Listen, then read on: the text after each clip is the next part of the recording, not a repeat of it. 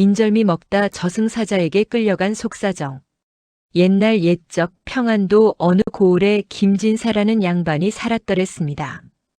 이 양반 재산은 남부럽지 않게 쌓아두었는데 그 인색함이 얼마나 지독했는지 고을 사람들은 그를 기름짠 마른 걸레라고 불렀지요. 담장 밖으로 뻗은 감나무 가지에서 감 한 알이 떨어져도 도둑놈들. 이라며 소리를 지르던 이 영감이 인생 최고의 날이라는 환갑날에 아주 기막힌 일을 당하게 됩니다.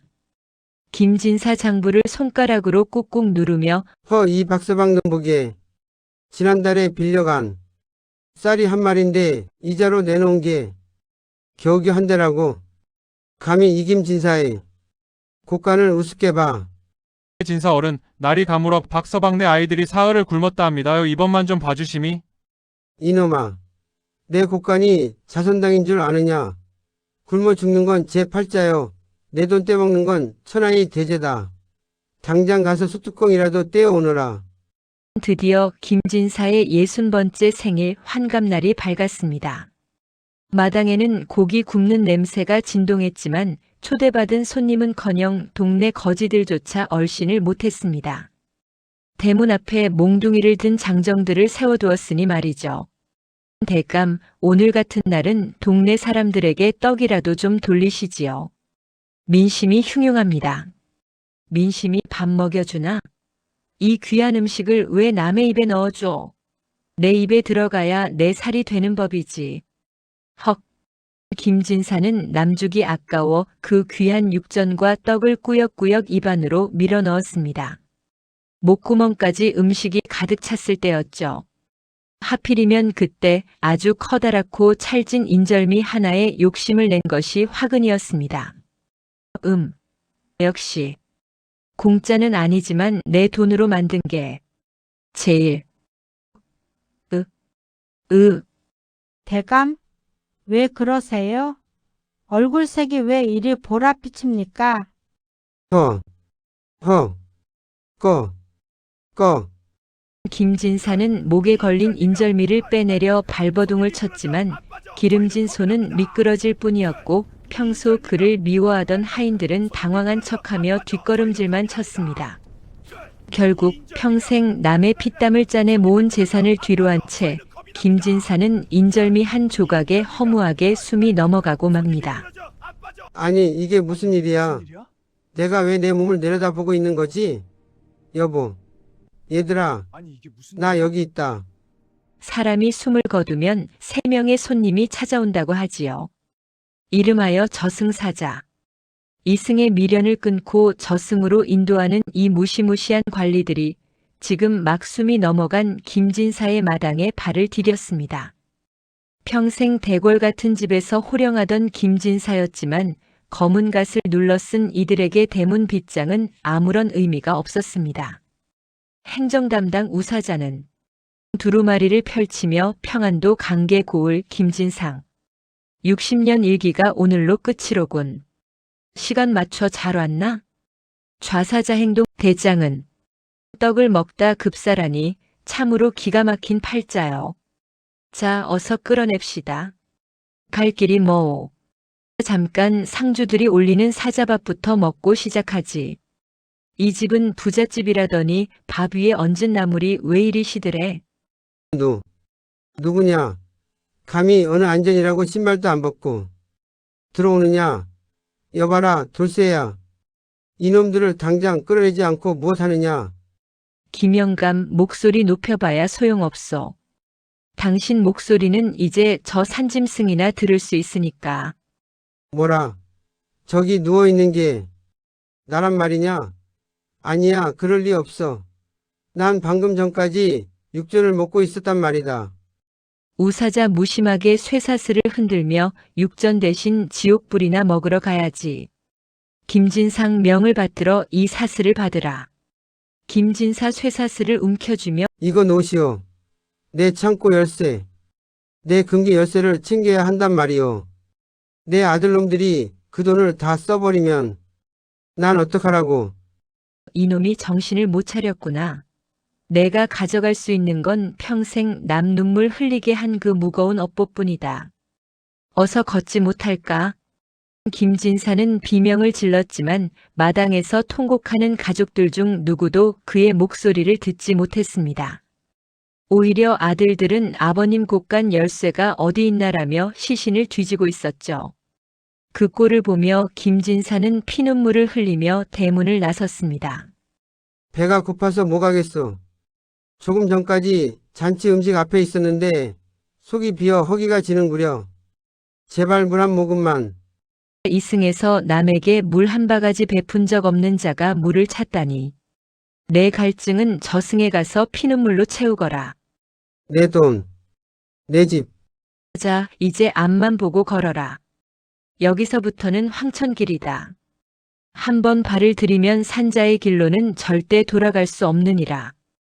검은 갓의 그림자에 이끌려 김진사는 평생 모은 재산을 뒤로한 채 끝없는 어둠 속으로 발을 내디뎠습니다. 거칠고 험한 황천길 끝에는 무엇이 기다리고 있을까요? 이제 그는 이승의 법도가 아닌 저승의 준엄한 심판대 앞에 서게 될 것입니다. 이승의 불빛이 가물가물 사라지고 검푸른 안개가 발목을 휘감는 황천길을 한참이나 걸었습니다. 얼마나 걸었을까? 귀를 찢는 듯한 물살 소리와 함께 거대한 강물이 앞을 가로막습니다. 이승과 저승의 경계, 한 번 건너면 다시는 돌아올 수 없다는 삼도천입니다.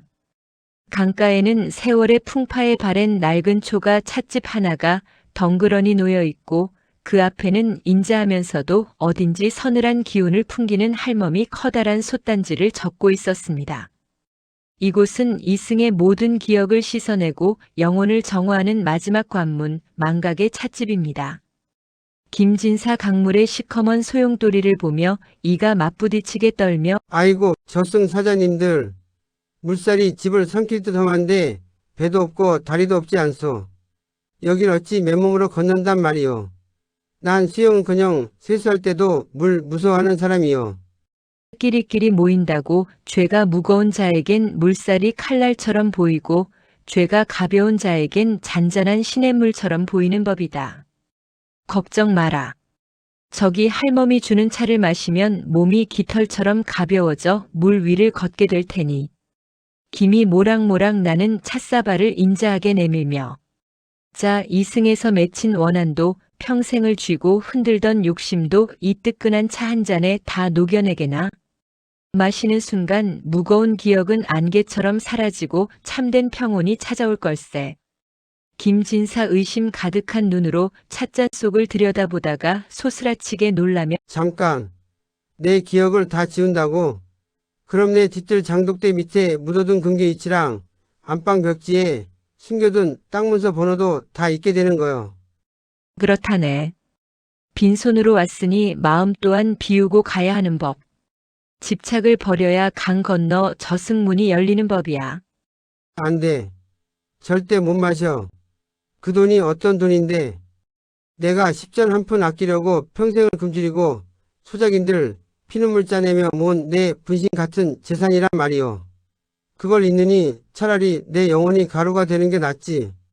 좌사자 참다 못해 쇠사슬을 거칠게 잡아당기며 이 노랭이 영감이 아직도 제정신이 아니구나. 기억을 버리지 않고 강에 들면 내 업보가 무거워 저 강물 속 굶주린 귀신들이 내 다리를 잡아 끌어 수천 년을 밑바닥에서 썩게 될 것이다. 김진사 할멈의 솥단지를 부둥켜 안고 바닥을 뒹굴며 차라리 물귀신이 되겠소. 내 열쇠 꾸러미, 내 비단 보따리. 그걸 잊고 저승에 가서 무슨 낙으로 산단 말이오. 난 죽어도 내 돈은 못 잊소. 찻집 할멈 가엾다는 듯 한숨을 내쉬며 기억이 곧 형벌인 것을 끝내 모르는구나. 마시지 않겠다면 강제로라도 먹여 내 죄를 가볍게 해주는 수밖에. 우사자 김진사의 멱살을 움켜쥐며 시간 지체할 것 없다. 저승명부 심사 시간이 늦어지면 우리도 문책을 듣는다. 억지로라도 들이부어라. 김진사는 입을 자물통처럼 꾹 다물고 사자들의 손을 핥히며 발버둥을 쳤습니다. 결국 차 한 방울 마시지 못한 채 그는 거대한 강물 속으로 내던져지고 말았지요. 기억을 버리지 못한 대가는 혹독했습니다. 수천 명의 물귀신이 그의 다리에 매달려 끌어당겼고 김진사는 허우적대며 비명을 질러댔습니다. 업보의 무게에 짓눌려 죽을 고비를 넘기며 겨우 강저편 기슭에 도착했을 때 그를 기다리고 있던 것은 구원도 지옥도 아닌 저승 행정착오라는 기가 막힌 소식이었습니다. 삼도천의 물 한 개를 헤치고 도착한 곳은 저승의 거대한 입구 초군문입니다. 이곳은 이승에서 온 모든 망자가 거쳐야 하는 일종의 입국 심사소와 같았지요. 수만 명의 망자가 끝도 없이 줄을 서서 차례를 기다리는 가운데 쇠사슬에 묶인 김진사가 판관의 책상 앞에 섰습니다. 거대한 장부를 넘기던 저승 판관의 표정이 서서히 굳어지더니 이내 당혹감으로 일그러지기 시작합니다. 저승 판관 돋보기를 치켜 쓰고 장부를 이리저리 돌려보며 헛기침을 한다. 에헴, 이상하군. 아주 이상해. 사자들아, 너희가 데려온 이자의 이름과 주소를 다시 대보아라. 좌사자 허리를 꼿꼿이 펴고 강계 고울의 김진상입니다. 환갑 잔칫날 떡을 먹다 급체하여 절명한 것을 명부에 적힌 대로 한치의 오차도 없이 압송해 왔습니다. 저승 판관 장부를 탁 치며 버럭 소리를 지른다. 이 멍청한 놈들. 눈은 장식으로 달고 다니느냐? 다시 자세히 봐라. 여기 적힌 이름은 김진상이 아니라 김진상이다. 끝 글자 한자가 다르지 않느냐? 게다가 이 사람은 이웃마을 백정 김씨란 말이다. 김진사 억울함에 눈이 번쩍 뜨이며 뭐요? 그럼 내가 지금 죽을 때가 아니라는 거요. 어쩐지 내가 명줄 길기로 유명한 집안인데 원래 오늘 명부에 적힌 사람은 평생 소를 잡아 그 고기를 가난한 이웃에게 나누어 주던 만년선행의 주인공 백정 김씨다. 그 선한 영혼을 모셔와야지 왜 이런 탐욕스러운 구두쇠를 끌고 온 게냐. 김진사 판관의 멱살을 잡을 듯이 날뛰며 내가 왜 소를 잡소? 난 돈을 잡는 진사요, 진사. 이 저승사자 놈들이 생사람을 잡듯이 나를 끌고 온 거란 말이오. 당장 내 집 안방으로 돌려보내주시오. 환갑잔치상에 남은 육전이 아직도 눈에 밟힌단 말이오. 우사자 식은땀을 뻘뻘 흘리며 무릎을 꿇는다. 어쩐지 사자밥을 줄 때부터 욕을 하며 바가지를 긁더라니. 성함이 같아 그만 착각을 했나 봅니다. 판관님, 죽을 죄를 지었습니다. 저승 판관 관자놀이를 짚으며 한숨을 내쉰다. 이 일을 어찌한단 말이냐. 이미 이승의 내 몸은 자손들이 서둘러 관 속에 넣고 목까지 쾅쾅 박아버렸다. 영혼이 다시 돌아가려 해도 육신의 문이 닫혔단 말이다. 게다가 뭐요? 당신의 행정실수니 어떻게든 책임지란 말이오. 내 금고 열쇠는 어쩌고. 저승 판관 눈빛이 서늘하게 변하며 비록 배달 사고로 이곳에 왔으나 온 김에 내 죄를 기록한 업경대를 보니 기가 차는구나. 남의 피눈물을 짜내 제 배를 채운 죄가 태산보다 높으니 그냥 돌려보내기엔 내 양심과 저승의 법도가 허락지 않는다. 이자를 즉시 염라대왕님께 압송해라. 거기서 남은 수명과 내 죄의 무게를 합산하여 최종 판결이 날 것이다. 저승사자들의 어처구니 없는 실수로 황천길을 건너온 김진사. 하지만 하늘은 그 실수를 오히려 김진사의 탐욕을 심판할 기회로 삼으려 합니다. 억울함과 공포에 질려 발버둥 치는 김진사의 등 뒤로 마침내 지옥의 총책임자이자 절대 권력자 염라대왕의 거대한 궁궐문이 서서히 열리기 시작합니다. 김진사가 가장 먼저 도착한 곳은 도산지옥이었습니다. 거대한 철문이 열리자 하늘 끝이 보이지 않을 만큼 높은 옥좌 위에 염라대왕이 앉아 있었습니다. 그가 숨을 한 번 내쉴 때마다 대궐 같은 심판소가 흔들리고 발밑에서는 죄인들의 비명이 천둥소리처럼 들려왔지요. 김진사는 그 위압감에 눌려 평생 처음으로 돈보다 목숨이 아깝다는 생각을 하며 바들바들 떨었습니다.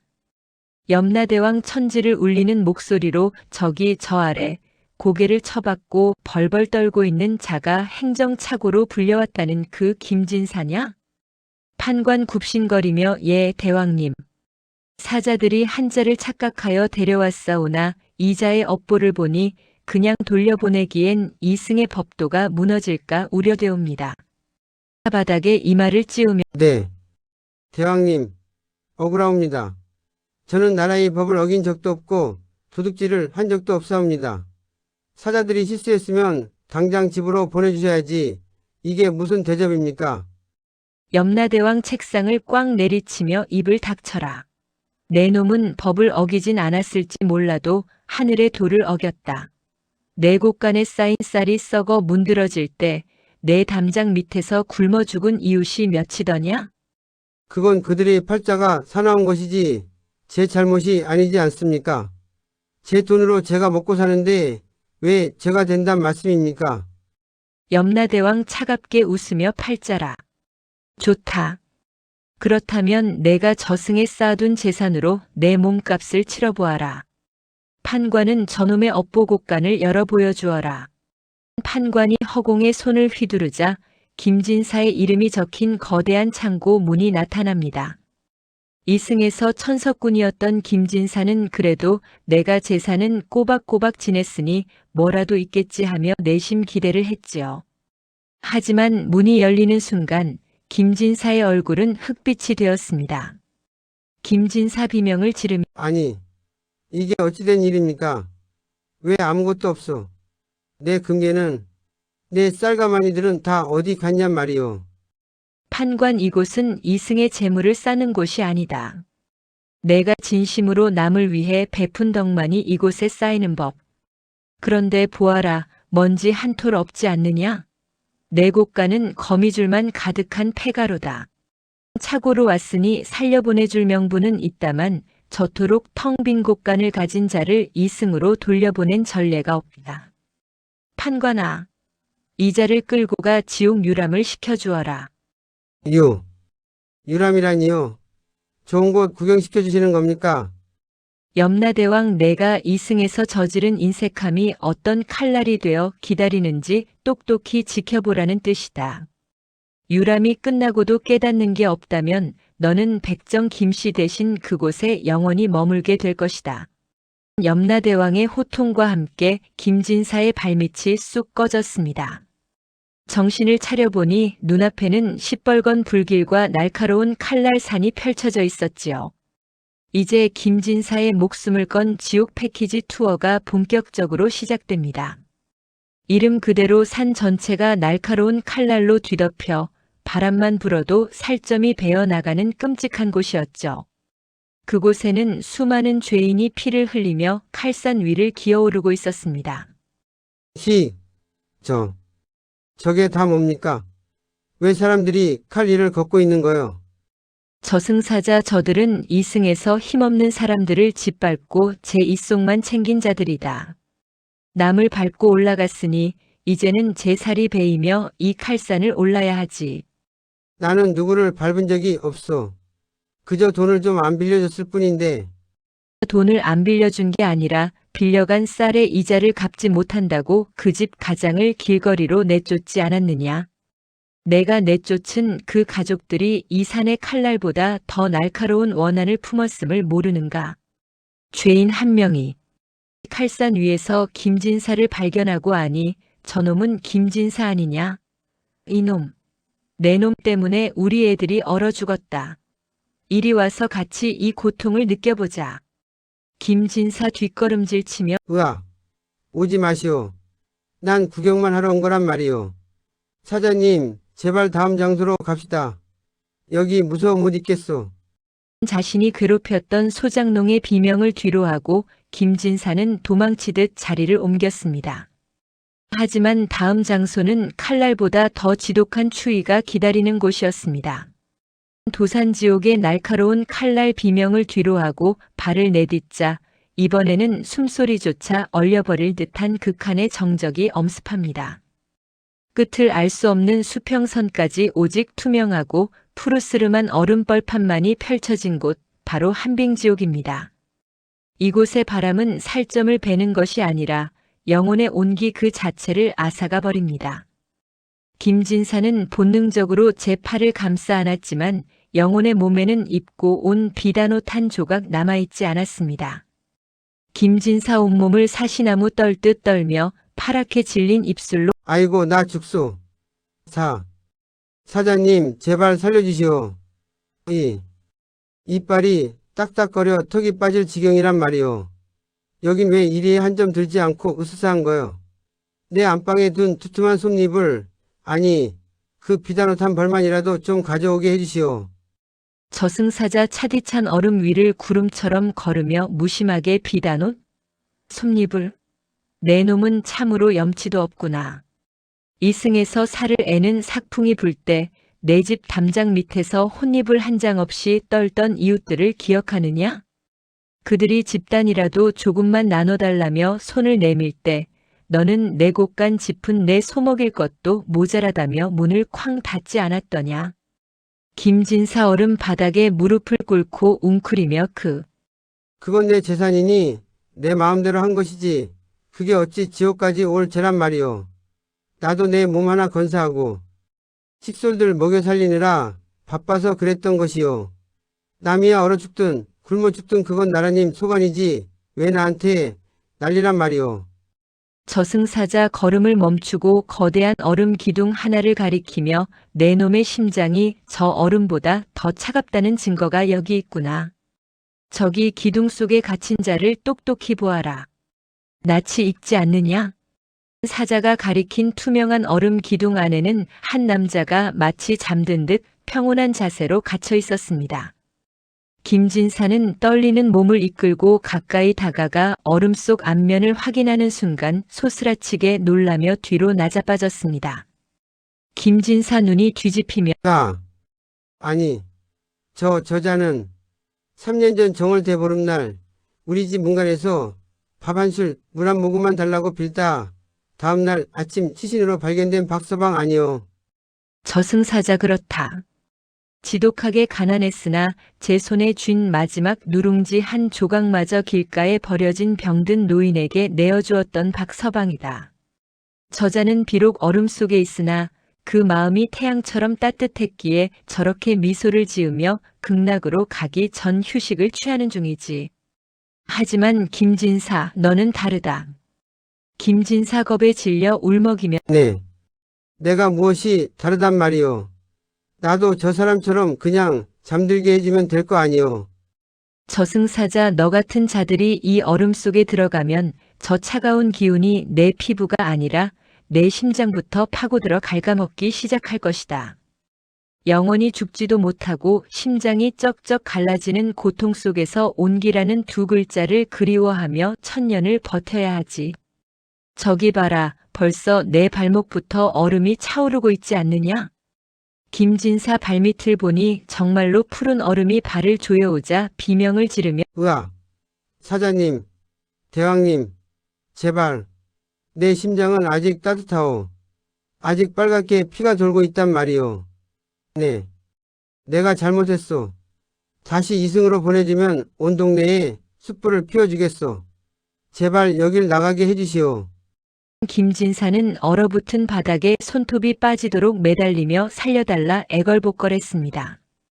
사자가 쇠사슬을 낚아채자 겨우 발목에 얼음이 깨지며 몸이 끌려나갔지요.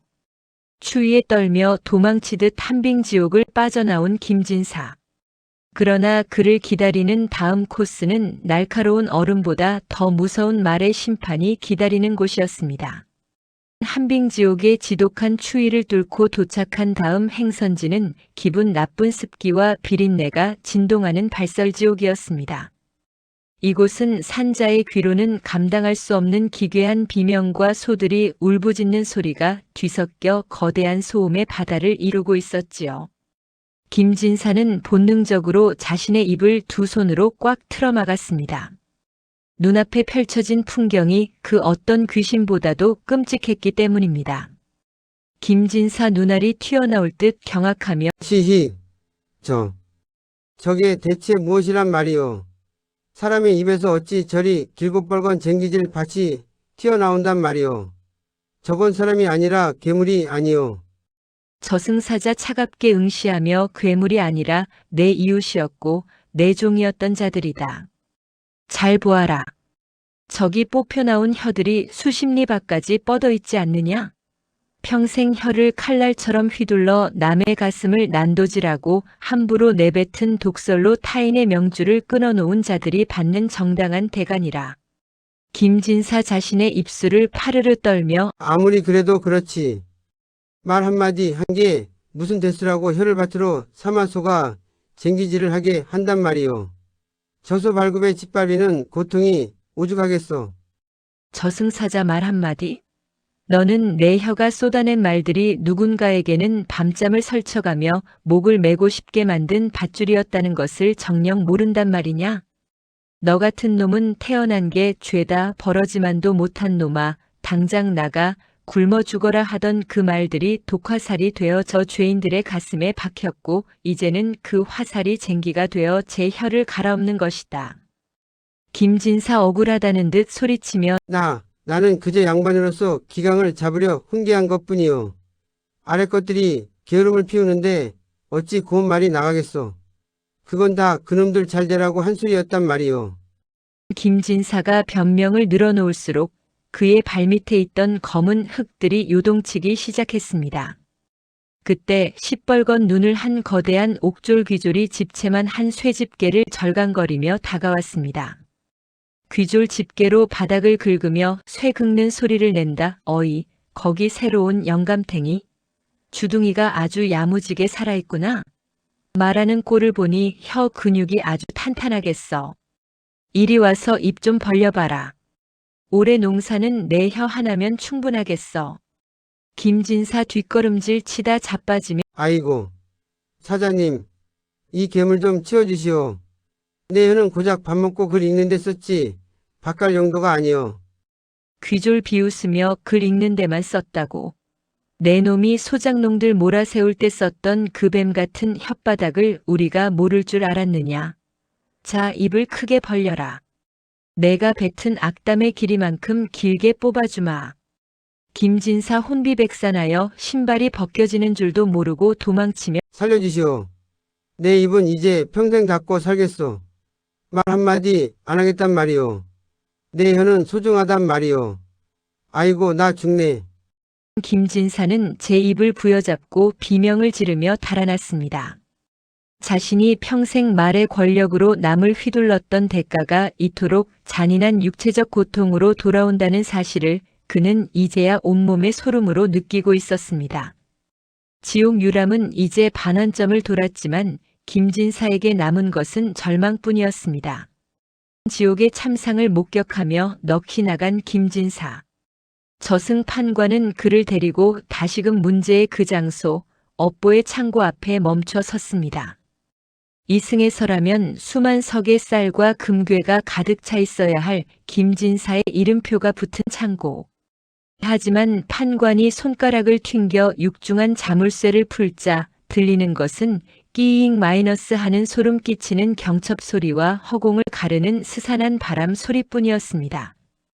저승 판관 뒷짐을 진 채 김진사를 훑어보며 자, 다시 한번 똑똑히 보아라. 내가 이승에서 그토록 애지중지하며 자식들에게도 한 푼 안 주려 감춰두었던 내 진짜 재산이다. 어떠냐, 지옥의 칼바람을 막아줄 털옷 한 벌이라도 보이느냐?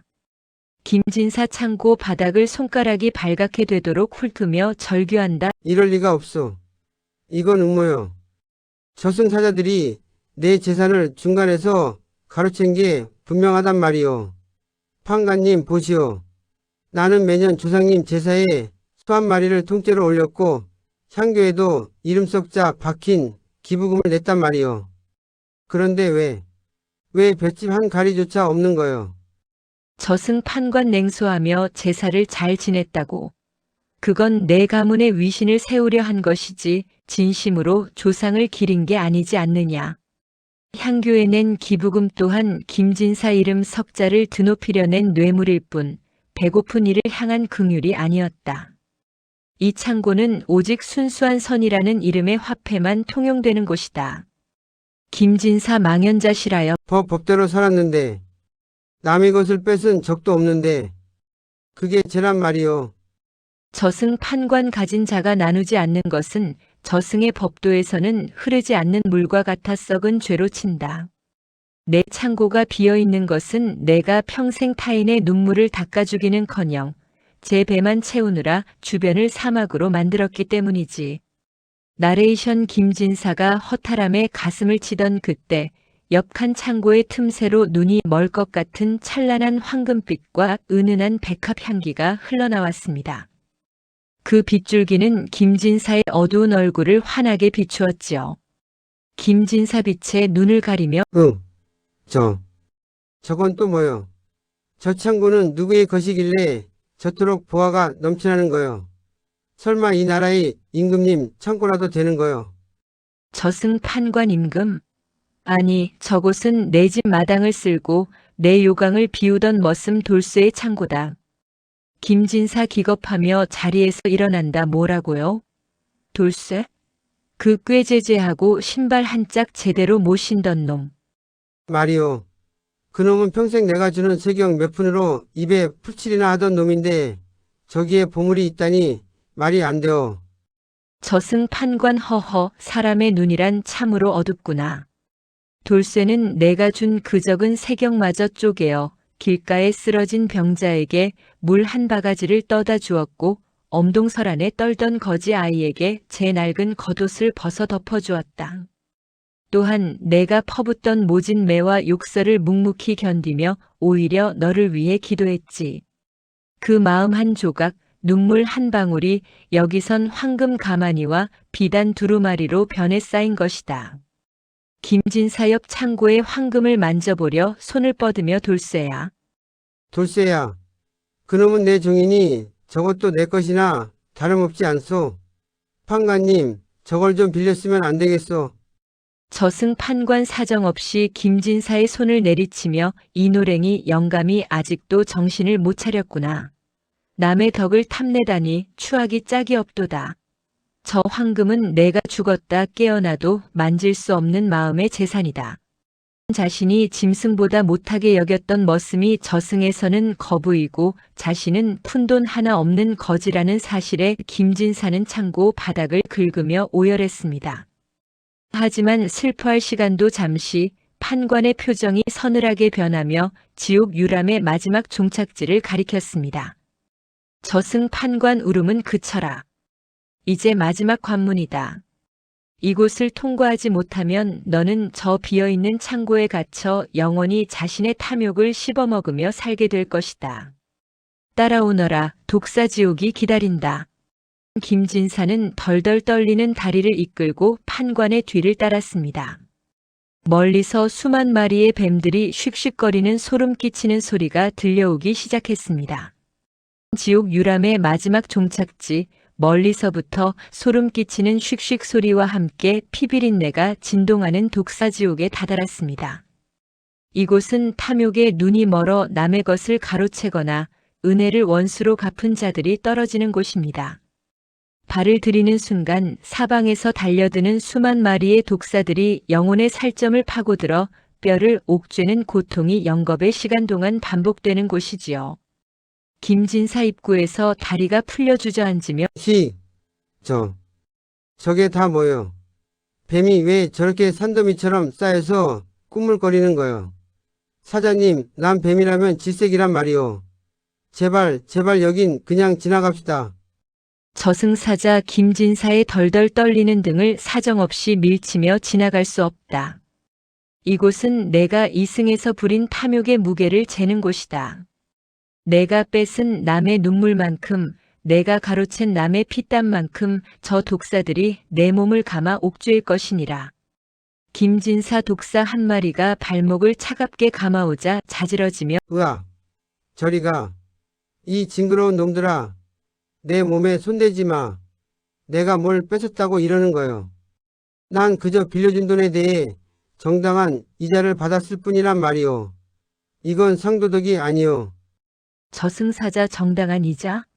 자식이 죽어 장례를 치러야 한다고 울며 매달리던 과부에게 쌀 한 마를 빌려주며 내년 농사 절반을 담보로 잡은 것이 정당하단 말이냐? 그 여인이 피눈물을 흘리며 밤새지 씹었던 원한이 바로 저 독사들의 독액이 된 것이다. 수천 마리의 독사가 김진사의 몸을 칭칭 감아 올리며 목을 조르기 시작했습니다. 뱀들의 차가운 비늘이 피부를 훑고 날카로운 독리가 영혼의 팔다리를 사정없이 물어뜯었습니다. 김진사가 숨이 막혀 혀가 튀어나오고 눈앞이 캄캄해질 때였지요. 갑자기 독사들이 무엇인가에 겁을 집어먹은 듯 김진사의 몸에서 스르르 떨어져 나갔습니다. 그리고 김진사 앞에 낡고 해진 옷을 입은 한 노인의 영혼이 나타나 앞을 가로막았습니다. 김진사 바닥에 엎드려 캑캑거리며 침을 내뱉는다. 누구시오? 당신이 나를 구한 거요. 저 괴물들을 어떻게 쫓아낸 거요? 노인의 영혼 김진사를 부축하며 인자하게 웃는다. 진사 어른, 기억나지 않으십니까? 십수년 전 섣달 금음날 장터 길목에 쓰러져 죽어가던 저에게 재수 없다며 찌그러진 엽전 한 잎을 던져주셨던 그 노인입니다. 김진사 당황하며 머리를 극적인다. 엽전하니 내가 그런 걸 줬었나? 그냥 앞길을 막길래 귀찮아서 던져준 것 같은데. 노인의 영혼 어른께선 무심코 던지셨겠지만 그 돈 덕분에 저는 생애 마지막 따뜻한 장국밥 한 그릇을 먹고 편히 눈을 감을 수 있었습니다. 저승에서 당신의 소식을 듣고 제가 쌓은 적은 덕이나마 보태어 이 고통을 잠시만이라도 멈춰달라 염라대왕님께 빌고 또 빌었지요. 저승사자 흥미롭다는 듯 갓을 고쳤으며 천하에 인색한 김진사에게도 이런 인연이 있었단 말이냐? 저 노인이 보낸 진심 어린 감사의 기운이 독사들의 이빨을 무디게 했구나. 김진사, 너는 오늘 저 노인 덕에 영혼이 갈갈이 찢기는 화를 면한 줄 알아라. 김진사는 멍하니 노인의 뒷모습을 바라보았습니다. 평생 수만 석의 곡식을 쌓아 올릴 때는 단 한 번도 느껴보지 못한 기묘한 온기가 가슴 깊은 곳에서 울컥 치밀어 올랐지요. 무심코 던진 엽전 한 입, 그 작은 친절 하나가 지옥의 독사들로부터 자신을 구했다는 사실이 그 어떤 형벌보다도 김진사의 심장을 강하게 두드리고 있었습니다. 노인의 도움으로 지옥의 위기를 넘긴 김진사. 하지만 지옥 투어의 끝은 안락한 귀환이 아니었습니다. 저승사자들은 그를 다시 판결의 광장 육도윤회의 문 앞에 세웠습니다. 그곳에는 각각의 운명을 상징하는 6개의 거대한 소용돌이 문이 입을 벌리고 있었고 그 문 너머로는 다시는 인간으로 돌아올 수 없을 것 같은 짐승들의 울음소리가 메아리치고 있었습니다. 저승 판관 거대한 붓을 들어 장부에 굵은 선을 그으며 김진사, 너의 지옥 유람은 여기까지다. 너의 업보를 최종적으로 산출하니 내가 지은 죄의 무게가 노인이 보태준 덕보다 수만 배는 더 무겁구나. 따라서 너를 인간의 길로 돌려보낼 명분이 전혀 없다. 김진사 판관의 옷자락을 붙잡으며 판관님, 아까 그 노인을 보지 않았습니까? 나도 이승에 돌아가면 그 노인에게 했던 것처럼 남을 도우며 살 수 있단 말이오. 제발 딱 한 번만 기회를 주시오. 저승 판관 냉정하게 손을 뿌리치며 이미 늦었다. 저기 보이는 축생도의 문을 보아라. 너는 생전에 제 배만 채우고 남의 눈물을 모른 척했으니 다음 생엔 주인이 던져주는 찌꺼기나 얻어먹으며 집이나 지키는 똥개로 태어나는 것이 내 놈의 정당한 팔자다. 김진사 사색이 되어 비명을 지른다. 내가 계란이 평생 글을 읽고 사대부 대접을 받던 이 김진사가 남의 집 마당에서 꼬리를 흔들어야 한단 말이오. 차라리 죽여주시오. 아니, 난 이미 죽었지. 어쨌든 그 문에는 절대로 못 들어가오. 귀졸 지옥의 옥졸 몽둥이를 휘두르며 다가와 이 영감이 아직 정신을 못 차렸네. 개로 태어나는 것도 감지덕지인 줄 알아라. 조금만 늦었으면 지렁이나 군뱅이가 될 뻔했으니까. 자, 어서 들어가. 귀졸들이 김진사의 양팔을 붙잡고 개 짖는 소리가 가득한 축생도의 문으로 그를 거칠게 밀어넣으려 했습니다. 김진사는 문의 문고리를 손톱이 뒤집어질 정도로 꽉 잡고 버텼습니다. 바로 그때 저승의 하늘이 황금빛으로 갈라지며 염라대왕의 천둥 같은 목소리가 다시 한번 울려 퍼졌습니다. 염라대왕 모습은 보이지 않으나 목소리만으로 온 광장을 뒤흔들며 멈춰라. 판관 귀졸 일제히 엎드리며 대왕님, 판결이 이미 내려졌사옵니다. 김진사, 내 놈의 눈을 보니 처음으로 돈이 아닌 후회라는 눈물이 맺혔구나. 노인의 덕이 비록 작으나 그 작은 씨앗이 내 심장을 조금이라도 녹였으니 내 너에게 마지막 도박을 걸어보겠다. 김진사 눈물을 쏟으며 바닥에 이마를 찢는다. 고맙습니다. 대왕님, 살려만 주시면 내 곳간을 다 헐어서라도 저 백성들을 구제하겠습니다. 제발 똥개만은 면하게 해주십시오. 염라대왕 입만 살아 나불대는 놈들을 내 한두 번 본 게 아니다. 그냥 돌려보내면 너는 관 뚜껑을 열자마자 다시 돈개부터 챙길 놈이지. 하여 내 두 눈에 특별한 각인을 새겨주마. 김진사 겁에 질려각. 각인이라니요? 무엇을 하려 하십니까? 염라대왕, 이제부터 너는 사람들의 머리 위에 그 사람이 저승에 쌓아둔 업보곡간의 잔액이 보일 것이다. 내 놈의 텅 빈 곡간을 채우지 못하고 다시 이곳에 오는 날엔 그때는 개가 아니라 구더기로 태어날 줄 알아라. 염라대왕의 말이 끝나자마자 거대한 빛의 화살이 김진사의 두 눈에 박혔습니다. 아찔한 통증과 함께 김진사의 영혼은 거대한 소용돌이 속으로 빨려 들어갔습니다. 멀리서 은은하게 들려오던 곡소리가 점점 커지더니 차갑고 딱딱한 나무 괴짝의 감촉이 온몸으로 전해지기 시작했습니다. 어둠 속에서 강렬한 빛이 김진사의 두 눈을 꿰뚫는 순간 끊겼던 숨통이 커다란 소리를 내며 터져나왔습니다. 헉! 하는 비명과 함께 눈을 뜬 곳은 염라대왕의 앞이 아닌 좁고 답답한 나무 괴짝 안이었습니다. 바로 자신의 장례식이 한창인 관속이었지요. 차가운 수위의 감촉과 코끝을 찌르는 향냄새에 김진사는 자신이 이승으로 돌아왔음을 직감했습니다. 김진사관 벽을 미친 듯이 두드리며 살려주시오. 나 여기 있어. 나 안 죽었단 말이오. 여보, 돌쇠야, 관 뚜껑 열어라. 상주 첫째 아들 밖에서 울먹이는 척하며 아이고 아버님, 가시는 길 배웅도 못 해드리고 그런데 아우야 아버님 금괴 열쇠는 정말 못 찾았느냐? 둘째 아들 형님도 참 지금 그게 문제입니까? 뒤뜰 장독대 밑을 다 팠는데도 안 나오니 미칠 노릇이지요. 김진사 안에서 바득바득 이를 갈며 이놈들 보게. 아비가 죽었는데 열쇠 타령만 해. 이 불효자 놈들 내가 나가기만 해봐라. 김진사가 온 힘을 다해 관 뚜껑을 발로 차자 못이 빠지는 날카로운 소리와 함께 뚜껑이 벌컥 열렸습니다. 곡소리가 낭자하던 빈소는 순식간에 찬물을 끼얹은 듯 조용해졌고 흰 소복을 입은 자식들과 일가 친척들은 혼비백산하여 뒤로 나자빠졌습니다. 첫째 아들 나자빠지며 으악, 귀신이다. 아버님이 강씨가 되어 살아나셨다. 둘째 아들 아버님, 아직 열쇠 어디 있는지 말씀 안 하셨지 않습니까? 아니, 이게 아니라. 살려주세요. 김진사관에서 일어나 앉으며 눈을 비빈다. 이놈들아, 시끄럽다.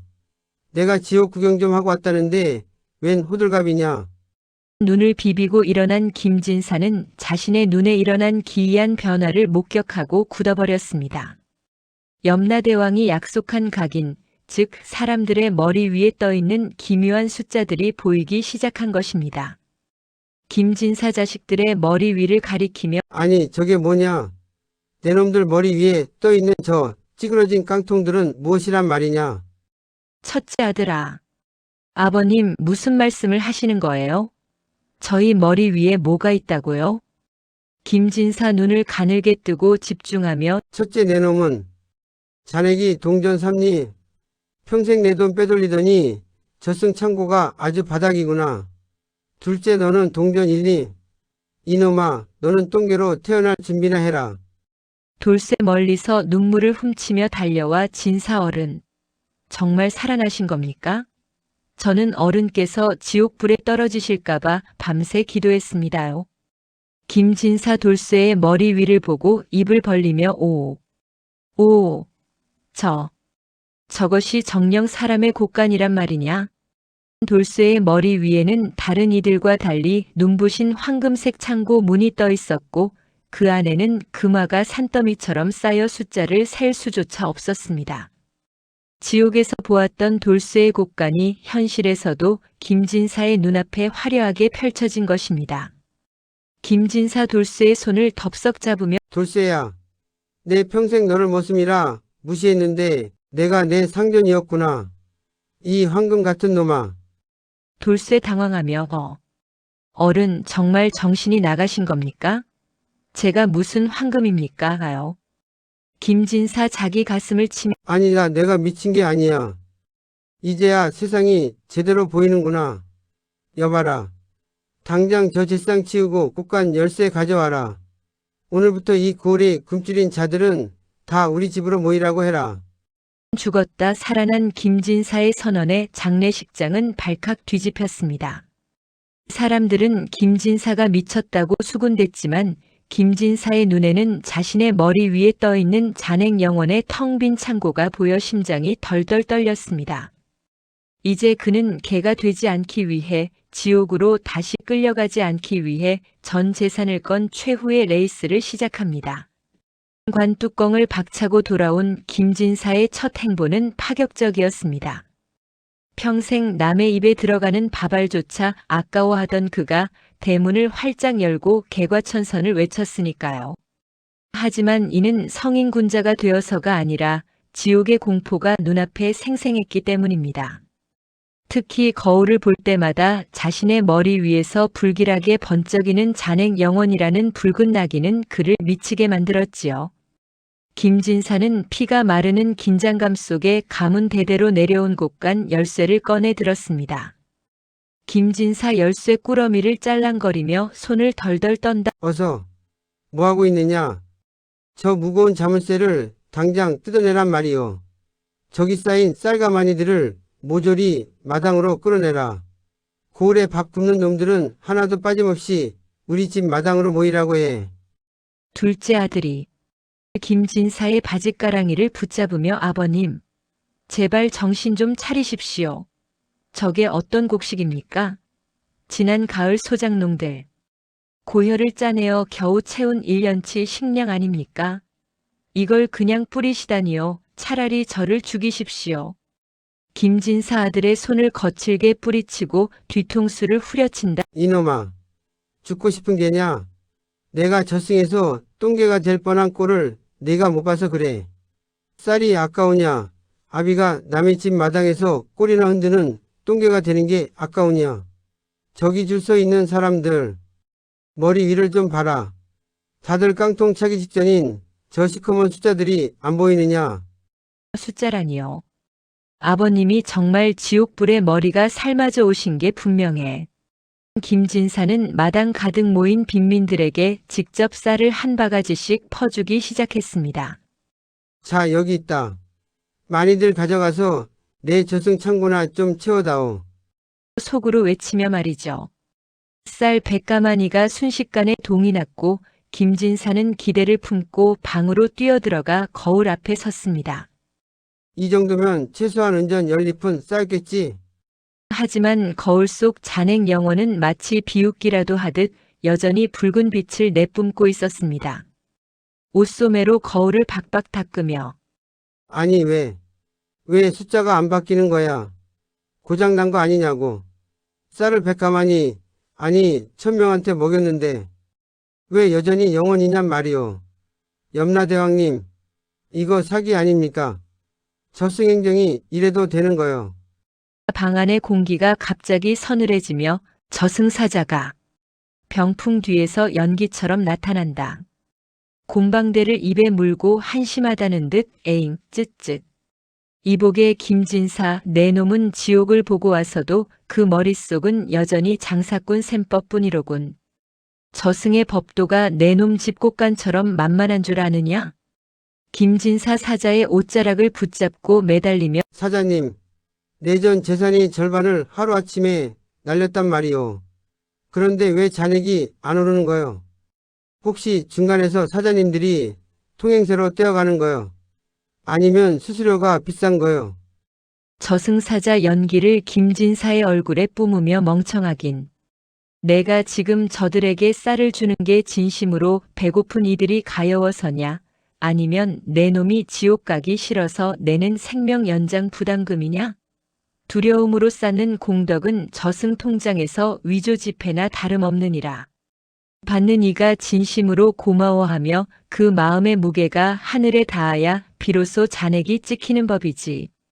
김진사 그게 무슨 쌀을 줬으면 고마워해야지. 그게 위조지폐라니요. 저승사자 창밖을 보아라. 쌀을 받아가는 저들이 너를 보며 뭐라 하더냐? 저 욕심쟁이가 웬일이냐? 분명 썩은 쌀일 거다. 나중에 이자를 얼마나 뜯으려고 저러나라며 침을 뱉고 있지 않느냐? 원망을 사며 퍼주는 쌀은 내 창고의 황금이 아니라 오히려 검은 돌덩이를 쌓을 뿐이다. 명심해라. 거래가 아니라 진심이 아니면 내 잔액은 영원히 영원일 것이니. 저승사자는 서늘한 웃음을 남기고 안개처럼 사라졌습니다. 김진사는 텅 빈 마당을 보며 망연자실했습니다. 재산을 다 털어도 진심이 없으면 개가 되는 운명을 피할 수 없다는 사실. 김진사는 이제 단순한 기부가 아닌 사람들의 다친 마음을 여는 가장 어려운 숙제를 시작해야만 했습니다. 그는 밤새 뜬 눈으로 거울 속의 붉은 영을 노려보며 고민했습니다. 돈으로도 살 수 없는 것이 공덕이라니. 그 지옥의 독사가 목을 조르던 감촉이 되살아나 소름이 돋을 때쯤 그는 깨달았습니다. 저승의 장부는 곡식의 무게가 아니라 그 곡식에 담긴 미안함과 받는 이의 고마움이 맞닿을 때 비로소 기록된다는 것을요. 날이 밝자마자 김진사는 비단옷을 벗어 던지고 낡은 무명옷으로 갈아입었습니다. 그가 향한 곳은 마을 끝자락 곰팡이 핀 가마니가 문을 대신하는 과부 박씨의 초가집이었습니다. 저기 박씨 부인 안에 계시는가? 나 김진사네. 아니 진사어른, 여긴 또 어찌 오셨습니까? 설마 지난번 가져가신 솥단지도 모자라 이 썩은 가마니 쪼가리라도 뺏으러 오신 겁니까? 제발 저희 모자는 살려주십시오. 아니요. 그런 게 아니요. 내가 오늘 직접 죽을 좀 쏘았는데 아이가 며칠째 알아누웠다는 소식을 듣고 염치 없지만 이거라도 좀 먹여보라고 가져왔어. 죽이라니요? 어른께서 직접 만드셨단 말씀입니까? 혹시 여기 독이라도 타서 저희를 아주 없애버리시려는 건 아니겠지요? 김진사 가슴을 찌르는 박 씨의 말에 눈시울이 붉어지며 내 평생 지은 죄가 산더미 같으니 그런 의심을 받아도 할 말이 없어. 하지만 부인, 나 지옥 문턱에서 내 혓바닥이 소 쟁기질에 갈릴 뻔한 꼴을 보고 왔단 말이오. 그곳에서 내가 당신에게 저지른 짓이 얼마나 시퍼런 칼날이 되어 나를 노리는지 똑똑히 보았소. 제발 이죽 한 그릇만 받아주구려. 김진사는 떨리는 손으로 직접 쓴 죽을 한 숟가락 떠서 제 입에 먼저 넣었습니다. 독이 없음을 확인시켜주기 위해서였지만 사실은 솟구치는 울음을 삼키기 위해서였지요. 그리고 그는 평생 처음으로 남의 집 차가운 흙바닥에 무릎을 꿇었습니다. 양반의 체면도 진사라는 자존심도 지옥의 독사 앞에서는 한낱 먼지만도 못하다는 것을 깨달았기 때문입니다. 김진사 박 씨의 치맛자락 근처에 고개를 숙이며 미안하오. 정말 내가 죽을 죄를 졌소. 당신 남편이 죽었을 때 쌀 한 말만 보탰어도 당신 아이들이 이 엄동설 안에 맹물로 배를 채우지는 않았을 텐데 내가 돈에 미쳐 사람 귀한 줄을 몰랐소. 제발 이죽 한 그릇이라도 비워주구려. 그래야 내 마음이 죄책감이 조금이라도 덜어질 것 같소. 박 씨 김진사의 어깨가 들썩이는 것을 보고 같이 통곡하며 어른. 정말 아버님처럼 변하셨군요. 지난 세월 원망이 뼈에 사무쳤으나 일이 진심으로 머리를 조아리시니 제 마음의 응어리도 눈 녹듯 풀리는 것 같습니다. 아이야, 어서 나와라. 진사 어른께서 주신 따뜻한 죽이다. 어서 먹고 일어나자꾸나. 아픈 아이가 죽그릇을 비우며 맛있어요 라고 작게 은조리는 순간 김진사의 귓가에 옥굿을 굴러가는 듯한 맑은 종소리가 딩동 마이너스 하고 울려 퍼졌습니다. 마당 끝에서 지켜보던 하인들은 보지 못했지만 김진사의 눈에는 보였습니다. 자신의 머리 위 칠흑같이 어두웠던 창고 문에 은은한 은빛이 감돌더니 잔액 은전 한잎이라는 숫자가 보석처럼 반짝이며 새겨지는 것을요. 올라갔다. 드디어 숫자가 바뀌었어. 천 가마니 쌀보다 진심 어린 사과 한마디와 따뜻한 죽 한 그릇이 더 무거웠단 말이냐. 염라대왕님, 이제야 알겠습니다. 이제야 보여요.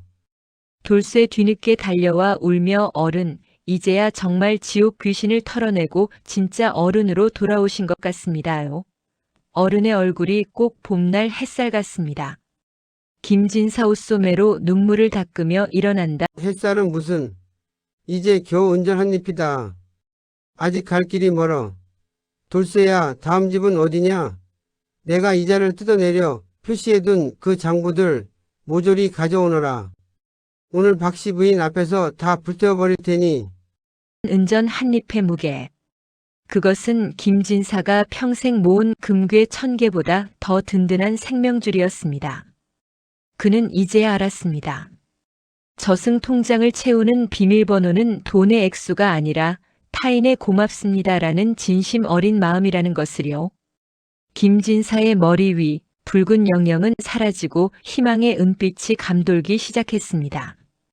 은전 한 잎의 기적을 맛본 김진사는 완전히 딴 사람이 되었습니다. 그의 눈에는 여전히 사람들의 머리 위로 업보 잔액이 선명하게 보였고 그는 그것을 마치 보물지도 삼아온 고울을 누볐습니다. 단순히 재산을 나누어 주는 것이 아니라 상처받은 마음을 어루만지고 절망에 빠진 이들에게 다시 일어설 용기를 주었지요. 그렇게 몇 해가 흐르자 김진사의 이름 앞에는 노랭이 대신 살아있는 보살이라는 별명이 붙게 되었습니다. 김진사 시장에서 상인들과 격이 없이 어울리며 오 김서방. 머리 위를 보니 지난달보다 잔액이 꽤 찼구먼.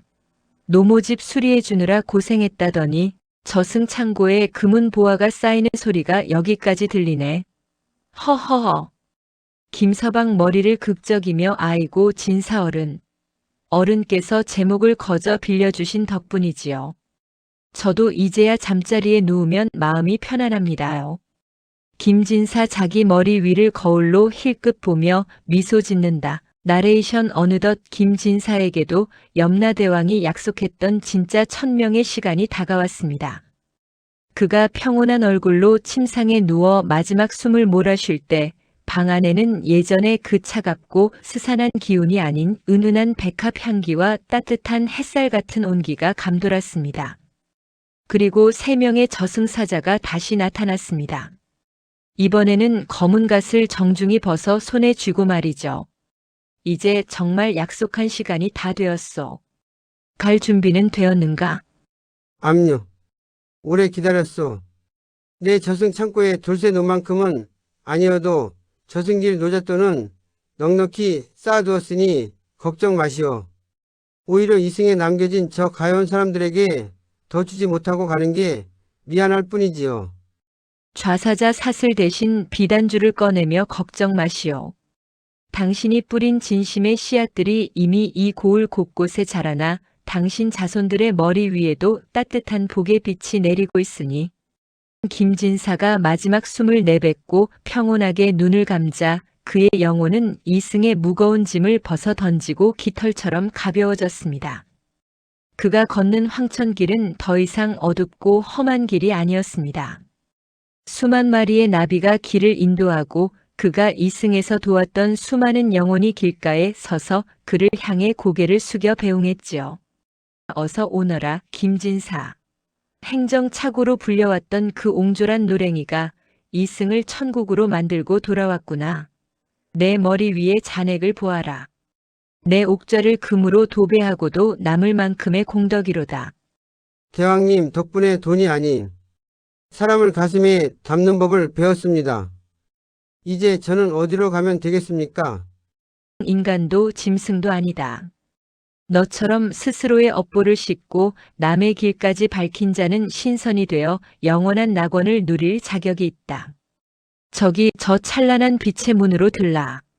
인절미 한 조각에 허망하게 목숨을 잃을 뻔했던 구두쇠 김진사. 그는 죽음이라는 가장 깊은 어둠 속에서 진정으로 사는 법을 배웠고 비로소 세상에서 가장 부유한 영혼이 되어 빛 속으로 걸어 들어갔습니다. 훗날 사람들은 이 이야기를 전하며 이렇게 덧붙이곤 했습니다. 이승의 금괴는 도둑이 훔쳐가지만 저승에 쌓은 공덕은 염라대왕도 훔쳐가지 못한다고 말이죠. 돌쇠가 마당을 쓸다 하늘을 보며 웃는다. 어른, 거기선 편안하시지요? 어른이 가르쳐 주신 대로 저도 오늘 잔액을 조금 더 채워보렵니다.